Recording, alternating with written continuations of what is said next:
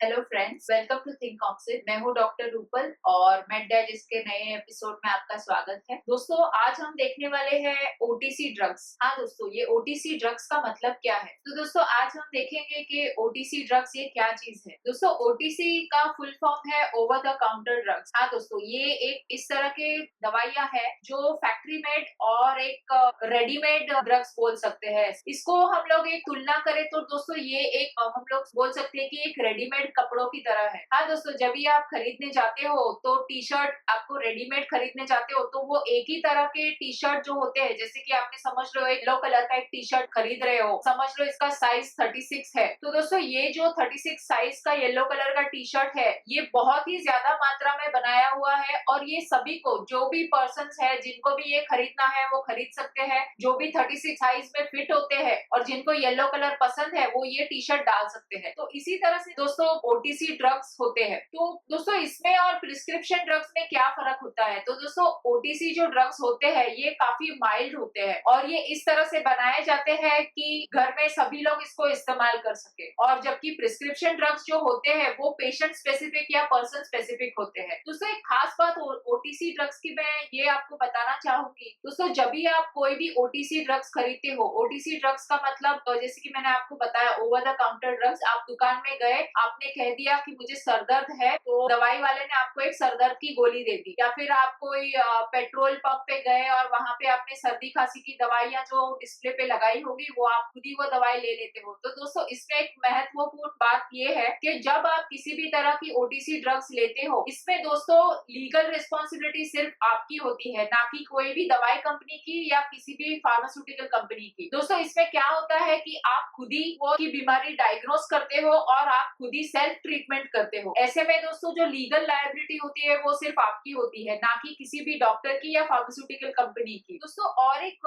बहुत ही बड़ी मान्यता है और बहुत कंफ्यूजन है मार्केट में, और वो है दोस्तों एंटीबायोटिक्स का। क्या एंटीबायोटिक्स ओटीसी में आते हैं? दोस्तों, एंटीबायोटिक्स ओटीसी में नहीं आते। दोस्तों, अगर कोई एंटीबायोटिक क्रीम हो, एंटीबायोटिक स्प्रे हो, तो दोस्तों उसको हम लोग ओटीसी मान सकते हैं। जैसे कि आप कोई भी एंटीबायोटिक क्रीम आप डायरेक्टली दुकान में जाके खरीद सकते हो और इस्तेमाल कर सकते हो चमड़ी पे लगाने के लिए। लेकिन जब भी आपको कोई भी एंटीबायोटिक्स को खाना है, इसका सेवन करना है, तो उसके लिए कंपलसरी डॉक्टर का प्रिस्क्रिप्शन लगता है। दोस्तों, ओटीसी ड्रग्स का मैंने आपको स्टार्टिंग में बताया, लेकिन मैं आपको एग्जांपल्स देना भूल गई। तो दोस्तों, ओटीसी ड्रग्स जो इंडिया में अवेलेबल है वो है क्रोसिन, बाद में आइबुप्रोफेन, ब्रूफेन, कॉम्बीफ्लैम। ये सब टैबलेट्स जो होते हैं इसको ओटीसी माना जाता है। दोस्तों, ये आप दवाई की दुकान में जाके ले सकते हो। बहुत बार ये दवाइयाँ पेट्रोल पंप्स पे या फिर कोई पान वाले की दुकान पे भी आपको मिल जाती है। दोस्तों, इसके लिए आपको प्रिस्क्रिप्शन की जरूरत नहीं। बहुत बार एक और क्वेश्चन पूछते हैं मुझे लेडीज के, क्या मैं बर्थ कंट्रोल पिल्स जैसे कि मालाडी, ये जो टैबलेट्स है जो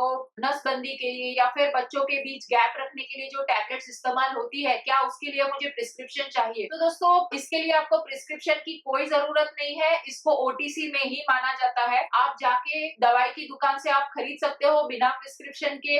लेकिन दोस्तों, अगर आपको किसी भी तरह की अंदरूनी बीमारी है तो जरूर आपको डॉक्टर को कंसल्ट करना चाहिए। दोस्तों, इसमें एक और बात मैं कहना चाहूंगी, बहुत सारी चीजें जैसे कि कॉपर टी है, तो कॉपर टी जो एक ऐसी चीज है जो आपके गर्भाशय में लगाई जाती है, तो इसके लिए आपको जरूर में प्रिस्क्रिप्शन जरूरत पड़ेगा। और एक बहुत महत्वपूर्ण बात दोस्तों मैं आपको ये कहना चाहूंगी, बहुत बार लोग पूछते हैं कि ये जो मैं दवाई ले रही हूँ ये वेजिटेरियन है, नॉन वेजिटेरियन है। खास करके हमारे जैन फ्रेंड्स के लिए ये मैं आपको कहना चाहूंगी, दोस्तों आप ओटीसी को प्लीज कंफ्यूज मत कीजिए फूड सप्लीमेंट से। दोस्तों, फूड सप्लीमेंट्स एक ऐसी चीज है जो प्लांट बेस्ड या फिर एनिमल बेस्ड हो सकती है, जो जिसके नेचुरल रिसोर्सेज है उसको फूड सप्लीमेंट बोला जाता है। और फूड सप्लीमेंट एक ऐसी चीज है जिसमें वो लोग ट्रीटमेंट की कोई गारंटी नहीं देते, और फूड सप्लीमेंट एक ऐसी चीज है जो आपके खाने को या आपके रोजमर्रा का जो डाइट है उसको और पौष्टिक बनाता है, उसको फूड सप्लीमेंट कहा जाता है। लेकिन दोस्तों, ओटीसी ड्रग्स है वो एक अलग बात है, उसका और फूड सप्लीमेंट में बहुत बड़ा अंतर है। तो दोस्तों, फूड सप्लीमेंट में आपको ये पता चल जाएगा, उस पे ग्रीन कलर का मार्क होगा जिससे आपको पता चलेगा कि वेजिटेरियन है, और ब्राउन कलर का मार्क होगा या रेड कलर का मार्क होगा जिससे आपको पता चलेगा नॉन वेजिटेरियन है। लेकिन दोस्तों, सॉरी टू से ओटीसी ड्रग्स में या किसी भी तरह की दवाइयों में आपको ये पता नहीं चल सकता कि ये वेजिटेरियन है या नॉन वेजिटेरियन है। तो दोस्तों, जब भी आप कोई ओटीसी लो तो इसमें क्या क्या सावधानी लेनी चाहिए? दोस्तों, जैसे कि मैंने आपको पहले बताया, ओटीसी ड्रग्स जो होते हैं वो काफी माइल्ड होते हैं, लेकिन थोड़ी सी सावधानी आपको जरूर लेनी चाहिए। दोस्तों ये जो टैबलेट्स है, जो ओटीसी ड्रग्स आप खरीदते हैं, इसको आपको